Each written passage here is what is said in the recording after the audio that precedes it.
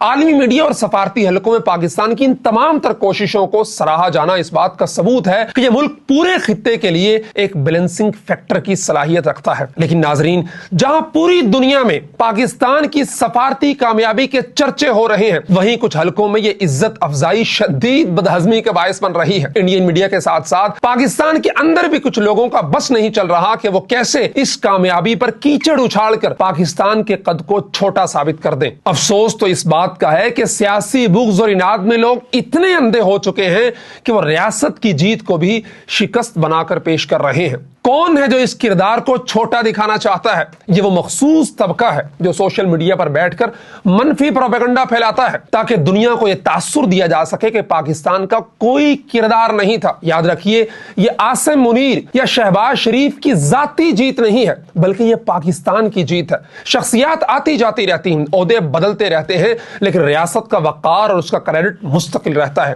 اور اپنے ہی ملک کو عالمی سطح پر بے توقیر کرنا کسی صورت دانشمندی نہیں ہے۔